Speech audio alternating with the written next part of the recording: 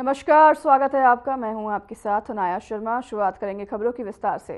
UAE में भव्य हिंदू मंदिर बनकर तैयार है। प्रधानमंत्री नरेंद्र मोदी 14 फरवरी को इस मंदिर का उद्घाटन करेंगे। मंदिर के उद्घाटन पर संयुक्त अरब अमीरात के राजदूत अब्दुल नासिर अल शाली ने खुशी जाहिर करते हुए कहा कि ये दिन सहिष्णुता और उदारता का जश्न मनाने वाला दिन है।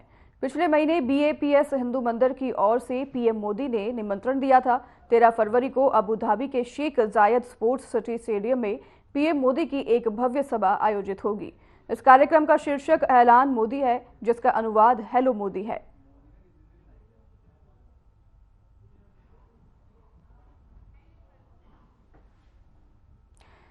यूएई में अब भव्य हिंदू मंदिर बनकर तैयार है और प्रधानमंत्री नरेंद्र मोदी इसके उद्घाटन में शामिल होने जाएंगे। आपको बता दें कि भव्य मंदिर काफ़ी दिनों से इस चर्चा में था, जो कि अब मंदिर बन के तैयार है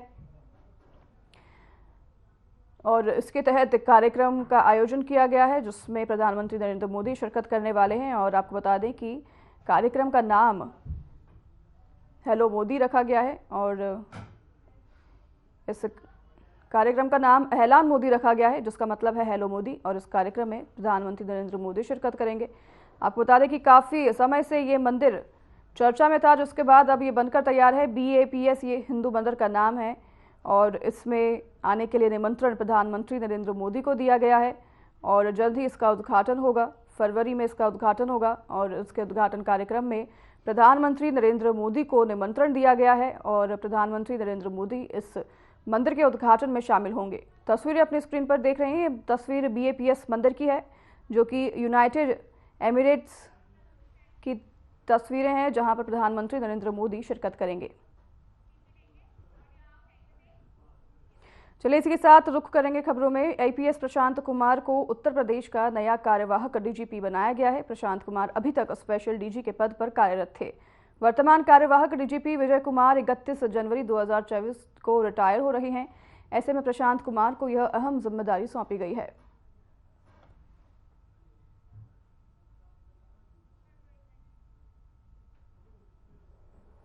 आईपीएस प्रशांत कुमार को डीजीपी कार्यवाहक बनाया गया है। स्पेशल डीजी के पद पर कार्यरत रहे हैं प्रशांत, जिनके बाद उनको ये नई जिम्मेदारी सौंपी गई है। आईपीएस प्रशांत कुमार, तस्वीर अपनी स्क्रीन पर देख रहे हैं। मुख्यमंत्री योगी आदित्यनाथ के साथ आईपीएस प्रशांत कुमार को अब नई जिम्मेदारी सौंपी गई है, जिसके तहत स्पेशल डीजी के पद पर कार्यरत रहे हैं प्रशांत और अब उन्हें नई जिम्मेदारी सौंपी गई है।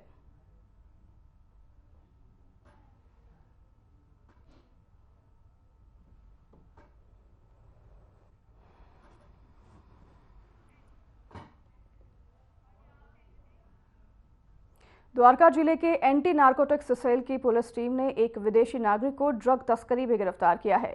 इसके पास से 67 ग्राम फाइन क्वालिटी का एम्फेटामाइन ड्रग्स बरामद किया गया है, जिसकी कीमत 70 लाख बताई जा रही है। बता दें कि तलाशी में उसके पास से पॉलिथीन बैग मिला, जिसके अंदर से सफ़ेद पाउडर रखा हुआ था और जांच में वो एम्फेटामाइन ड्रग्स निकला। इसके खिलाफ उत्तर नगर थाने में एनडीपीएस एक्ट के तहत मामला दर्ज कर लिया गया है। पूछताछ में उसने बताया कि वो किसी अफ्रीकन नागरिक से ड्रग्स की खेप मोहन गार्डन और चंद्र बिहार इलाके में खरीदता था और आगे फिर से बेचता था।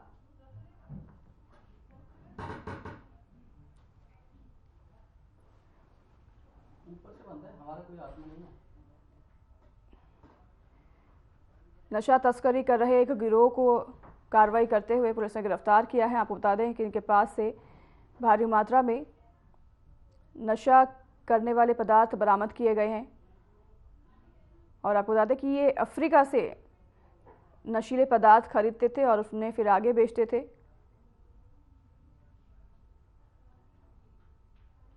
एंटी नार्कोटिक्स टीम की ये बड़ी कार्रवाई, जिसके तहत उनको कामयाबी हासिल हुई है। 27/11/2023 को एक इंफॉर्मेशन मिलती है कि उत्तम नगर क्षेत्र में एक नाइजीरियन मूल का आदमी है, ईजे उचिना, जो कि ड्रग ट्रैफिकिंग में इन्वॉल्व है। उस इंफॉर्मेशन पे हमारी नारकोटिक्स की टीम है, उस पर काम करती है और उनको रेड हैंडेड 70 ग्राम मैथ एम्फेटामीन, जो कि एक सिंथेटिक ड्रग है और बहुत ही हाई वैल्यू ड्रग है। आज की डेट में इसका यूज़ रेव पार्टीज और इन सब में करते हैं। इसके बाद 27 नवंबर के बाद जब हमने इसका रिकॉर्ड चेक किया तो पता चला कि एनसीबी ने इसको पहले भी अरेस्ट किया है और इसको कन्विक्शन हुआ है। पंजाब हरियाणा हाई कोर्ट से इसको बेल मिलती है और ये 2023 में दोबारा आके इस तरीके की ड्रग ट्रैफिकिंग में दोबारा इन्वॉल्व मिलता है। जब सीसीटीवी फुटेज चेक की जाती है कि ये आदमी किसके साथ आया था तो पता चलता है कि ये अपने एसोसिएट एफएडी के साथ यहाँ पे ड्रग ट्रैफिकिंग में आया था किसी को डिलीवर करने। एफएडी जो है इसकी मुलाकात उचेमा से जेल के अंदर हुई थी, ये भी एनसीबी ने बंद किया था। तो इन दोनों ने अपना नेक्सस बना के इस तरीके की ड्रग ट्रैफिकिंग में इन्वॉल्व हो गए। एफएडी की जब हमने देखी तो इसको भी कन्विक्शन हो रखा था और सेम इंफॉर्मेशन में जब हमने इसका घर सर्च किया तो हमें 100 ग्राम मैथएम्फेटामीन मिला। अब इन दोनों से जब पूछताछ चलता है, इंटेरोगेशन स्टार्ट होता है तो हमें पता चलता है, इसकी 6 दिन की पीसी ली थी हमने। इसने बताया कि इको और ओसिता ये 2 व्यक्ति हैं, दोनों नाइजीरियन मूल के हैं और ये मैथएम्फेटामीन जिसे हम मैथ क्रिस्टल कहते हैं इनकी मैन्युफैक्चरिंग करते हैं। It's a very complex chemical process, मतलब इतना इजी नहीं है, जिसके लिए इन्होंने बड़ा ही एक सीक्रेट हाइड आउट चुना जो कि एनसीआर रीजन में नहीं था, वो दिल्ली में नहीं था, एनसीआर रीजन में था। उस एनसीआर रीजन में जो प्लॉट थे वो काफी इसी बीच रुकेंगे छोटे से ब्रेक के लिए, लौटेंगे आपके पास इस ब्रेक के बाद।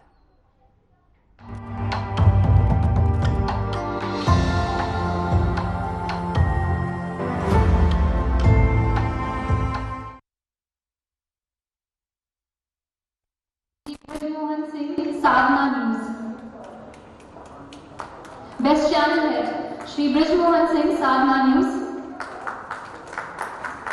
ये पीछे बैठे लोगों से मेरी खास तवज्जो मांगनी चाहूंगी कि प्लीज आप लोग तालियां जरूर बजाएं, प्लीज। यहाँ पे आने वाले सभी लोगों की हौसला अफजाई होती है आपकी तालियों से।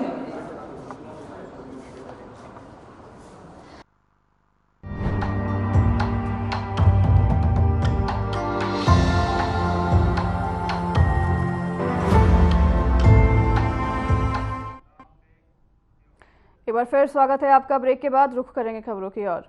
उत्तर प्रदेश की पुलिस ने बड़ी सफलता हासिल की है, जहां पुलिस ने जीबी नगर से 3 मोबाइल लुटेरों को गिरफ्तार किया है, जिसके कब्जे से चोरी का मोबाइल, तमंचा समेत अन्य सामान बरामद किए हैं।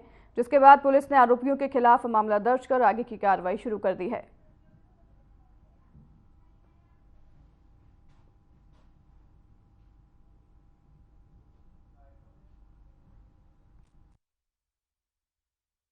देर रात्रि में सेक्टर 58 पुलिस की बदमाशों के साथ मुठभेड़ हुई है। सेक्टर 58 की पुलिस खोड़ा तिराहे के पास चेकिंग कर रही थी। इसमें एक मोटरसाइकिल पे 3 लड़के आते हुए दिखाई दिए, जिनको रोकने का प्रयास किया गया। बदमाशों के द्वारा पुलिस पार्टी पर फायरिंग की गई। बेजवाबी फायरिंग में पुलिस पार्टी के द्वारा फायर किया गया, जिसमें एक बदमाश घायल हुआ। घायल बदमाश की पहचान आकाश और शिवा के रूप में हुई है, जो कि एक हिस्ट्री सीटर है, जिसके ऊपर दर्जनों मुकदमे संगीन धाराओं के पंजीकृत हैं। इसके अलावा एक रितेश और दूसरा रोशन है बदमाश। इनके कब्जे से एक मोटरसाइकिल बरामद की गई है, जो कि चोरी की है। एक मोबाइल है जो इनके द्वारा छीना गया था, जिसके संबंध में मुकदमा पंजीकृत है। एक मोबाइल अन्य बरामद हुआ है, जिसके संबंध में भी गहन पूछताछ की जा रही है। घायल को उपचार अस्पताल भिजवा दिया गया है। आवश्यक वैधानिक कार्रवाई की जा रही है। लखनऊ में सीमेप द्वारा आयोजित किसान मेला का उद्घाटन करने मुख्यमंत्री योगी आदित्यनाथ पहुंचे। आपको सीधा लिए चलते हैं। सीमेप द्वारा आयोजित आज के इस किसान मेला कार्यक्रम में उपस्थित प्रदेश सरकार में मंत्रिमंडल के मेरे वरिष्ठ सहयोगी कृषि मंत्री श्री सूर्य प्रताप शाही जी,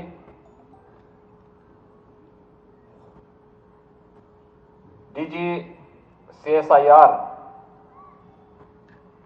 एवं सचिव DSIR डॉक्टर N कैलेसेल्वी, निदेशक CSIR CIMAP doctor Pramod Kumar Trivedi जी,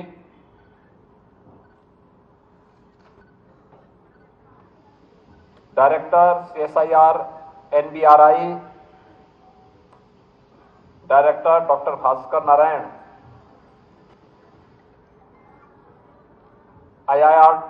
IITR director CDRI doctor Radha Rangarajan, आज के इस समारोह में उपस्थित उत्तर प्रदेश सरकार के एडिशनल चीफ सेक्रेटरी कृषि श्री देवेश चतुर्वेदी जी, उत्तर प्रदेश शासन के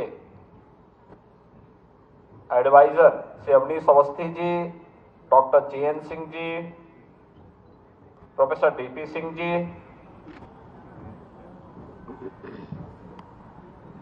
CMAP, CDRI, NBRI, IITR से जुड़े हुए हमारे सभी वैज्ञानिक गण,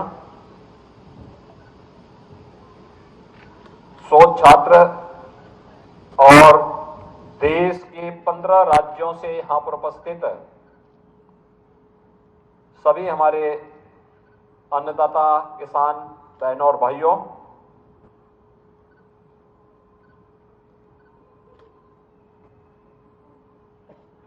इस किसान मेला में जो CMAP के मार्गदर्शन में, उनके नेतृत्व में यहां पर आयोजित किया गया है, मैं सबसे पहले आप सभी अन्नदाता किसानों के साथ साथ लखनऊ में स्थापित चारों जो सेंट्रल लेबोरेटरीज हैं, उनके वैज्ञानिकों का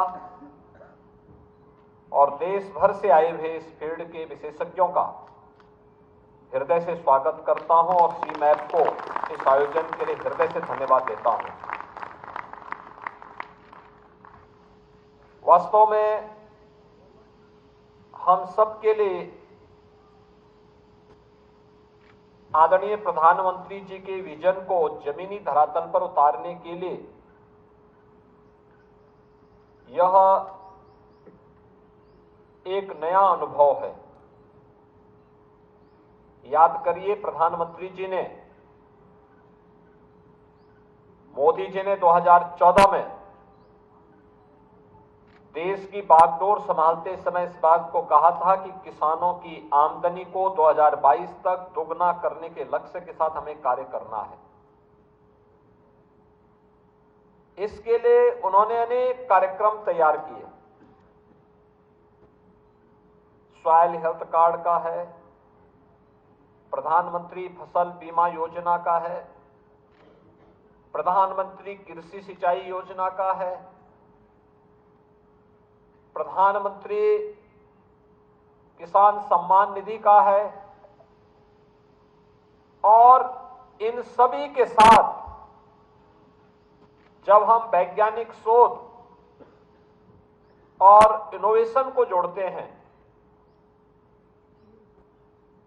तो स्वाभाविक रूप से किसी भी किसान को या किसी भी बागवान को समय पे उन्नत किस्म का बीज मिल जाए, तकनीक मिल जाए, वैज्ञानिक सलाह मिल जाए, तो उसके लिए अपने लक्ष्य को और प्रधानमंत्री जी के विजन को अचीव करने में कठिनाई नहीं है। सौभाग्य से देश के अंदर पहली बार 2018 से अन्नदाता किसान को लागत का 1.5 गुना दाम उसकी उपज का मिलना प्रारंभ हुआ। अब इसमें काफी वृद्धि हुई और प्रधानमंत्री जी के विजन के अनुरूप आज अन्नदाता किसान जो परंपरागत खेती के अलावा खेती कर रहा है उसको तो 2 गुने से अधिक लाभ मिल ही रहा है, लेकिन जिसने सफसली के साथ साथ औषधि और सगंध औषधीय खेती को बढ़ावा दिया है, बागवानी को बढ़ावा दिया है, हर्बल प्रोडक्ट को प्रमोट किया है, उसको कई गुना दाम वह आज प्राप्त कर रहा है। और सचमुच यह अन्नदाता किसान के जीवन में परिवर्तन का एक बड़ा माध्यम बना है। हम लोगों ने अपनी आंखों से देखा है। मुझे देश की संसद में एक लंबे समय तक रहने का अवसर प्राप्त हुआ था और मैं इस बात को अनुभव करता था कि संसद के हर सत्र में मुद्दा उठता था किसानों की आत्महत्या का। किसान आत्महत्या क्यों करता था? उसके कारण थे। उसकी उपज का दाम उसे नहीं मिल पाता था। जिस धरती माता से वह मेहनत करके, परिश्रम करके, अपना पसीना बहा करके उपज प्राप्त करता था, उस उपज के लिए सही बीज नहीं मिलता था, सही वैज्ञानिक सलाह नहीं मिलती थी, उसकी कभी जांच नहीं हो पाई थी, सिंचाई की सुविधा नहीं थी, मार्केट से जोड़ने का कार्य नहीं हुआ था। पहली बार एक साथ इन सबको जोड़ने का कार्य हुआ और ये तो हमारा सौभाग्य है उत्तर प्रदेश वासियों का और लखनऊ वासियों का कि यहां पर एक साथ सीमैप भी है, सीडीआरआई भी है, एनबीआरआई भी है और आईआईटीआर भी यहां पर कार्य कर रहा है, जो यहां पर सदैव केवल लेबोरेटरीज नहीं है, ये केवल सेंट्रल लेबोरेटरीज नहीं है, बल्कि यहां पे प्रोएक्टिव होकर के यहां के अन्नदाता किसानों को, यहां के संस्थाओं को सहयोग करने के लिए तत्पर दिखाई देते हैं। मैं यहां पे अक्सर देखता हूं, ये बहुत कम देखने को मिलता है कि कोई सरकारी संस्थान प्रोएक्टिव होकर के अपने स्तर पर पहल करे कि भाई हम सहयोग करना चाहते हैं। और मैं यहां पे सीमैप के कार्य को देखता हूं, सीडीआरआई के कार्य को देखता हूं, एनबीआरआई के कार्य को देखता हूं या आईआईटीआर के कार्य को देखता हूं।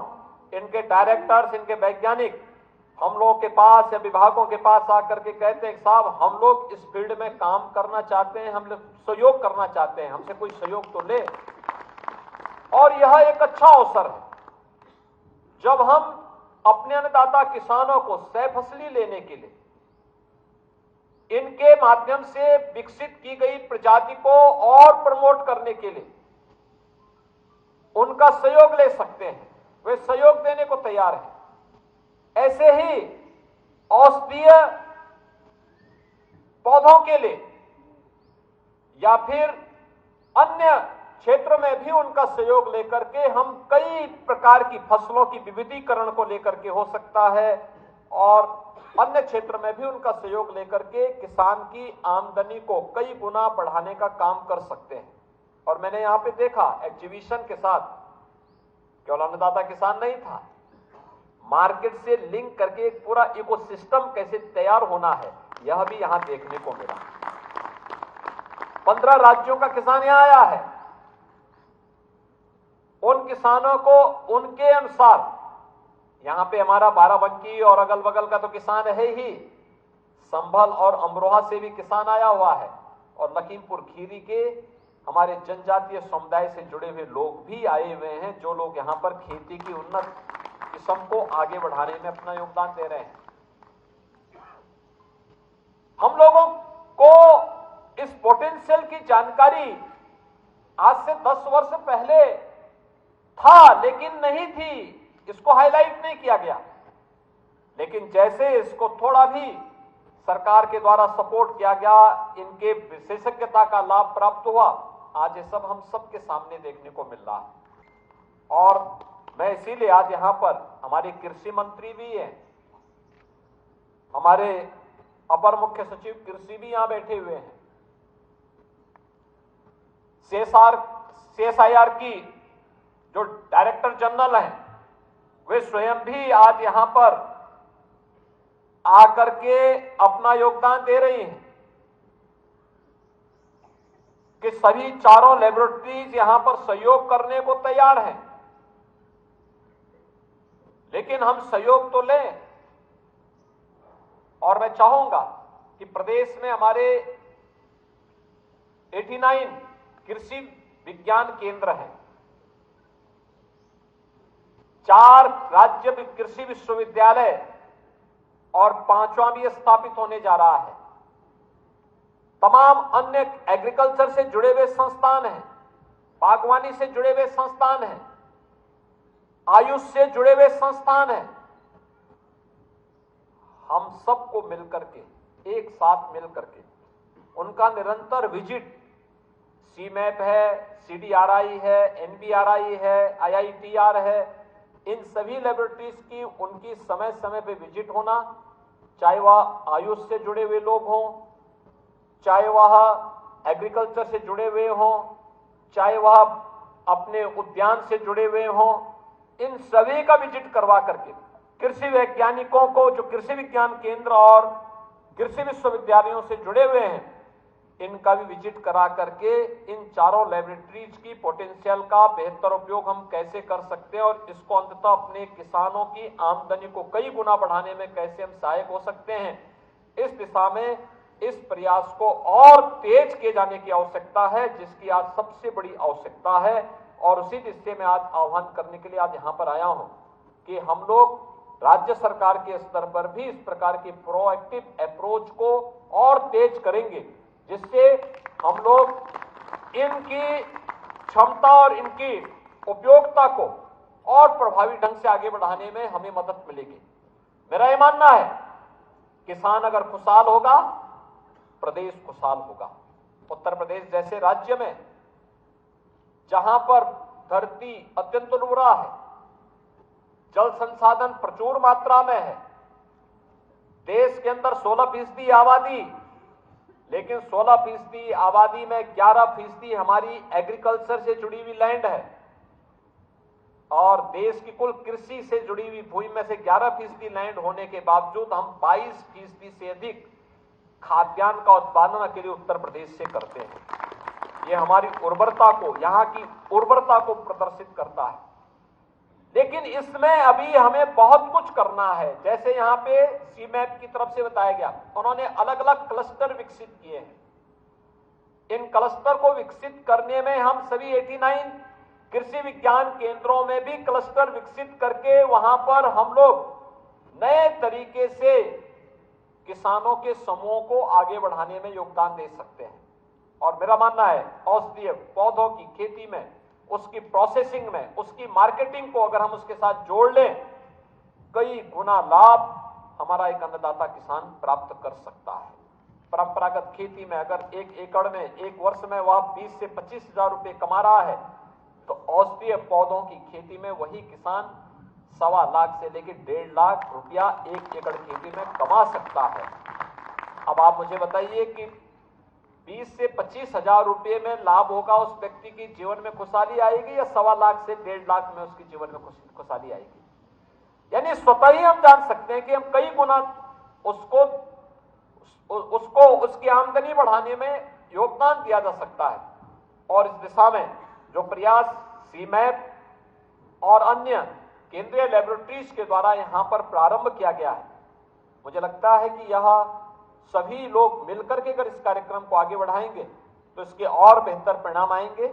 मैं इस किसान मेला के लिए हृदय से सीमैप को बधाई देता हूं और विश्वास व्यक्त करता हूं कि जो एक इन लोगों का पॉजिटिव एटीट्यूड है, उस पॉजिटिव एटीट्यूड को हम और गति के साथ राज्य शासन के साथ, राज्य सरकार की एजेंसियों के साथ, विभागों के साथ तालमेल बिठा करके आगे बढ़ाने में हम इन चारों लेबोरेटरीज की पूरी क्षमता का उपयोग करते हुए प्रदेश के अंदर इसको लागू करने में भरपूर मदद करेंगे। मैं अन्नदाता किसानों को जो पूरे देश भर से आए हैं, 4000 की संख्या में आज यहां पर आए हैं, उनका प्रदेश में हृदय से अभिनंदन करता हूं। आपका प्रदेश में आगमन। फिलहाल उस बुलेटिन में हमारे साथ बस इतना ही। नमस्कार।